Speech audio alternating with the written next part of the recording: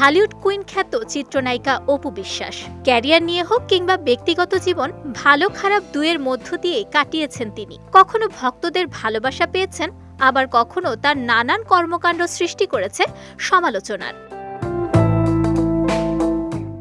শুধু তাই নয়, এই নায়িকার জীবনেও আর সাধারণদের মতো সুখ দুঃখ এসেছে।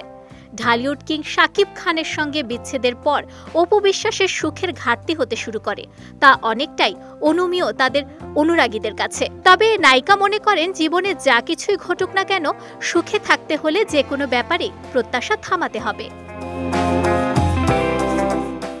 সম্প্রতি সামাজিক যোগাযোগ মাধ্যমে অপু বিশ্বাসের একটি সাক্ষাৎকারের ভিডিও ছড়িয়ে পড়েছে, যেখানে অপুকে সুখে থাকার করণীয় কি সে প্রসঙ্গে কথা বলতে শোনা যায়।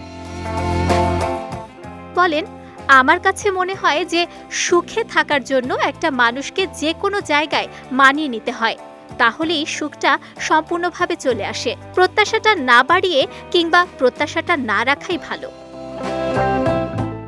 অপু বিশ্বাসের সেই কথা ছড়িয়ে পড়ার পর তার অনুরাগীরা নায়িকার সঙ্গে একমত পোষণ করেন। অনেকে এটিকে উপদেশ হিসেবেও সাদরে গ্রহণ করে নিয়েছেন।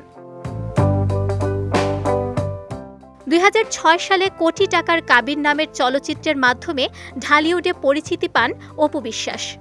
সুপারস্টার শাকিব খানের সঙ্গে জুটি বেঁধেই নিয়মিত হন এই নায়িকা। এরপর থেকে ক্যারিয়ারের জনপ্রিয়তার তুঙ্গে থাকেন অপু। 2017 সাল পর্যন্ত শাকিব খানের সঙ্গে জুটি বেঁধে 72টি চলচ্চিত্র মুক্তি পায় এ অভিনেত্রীর।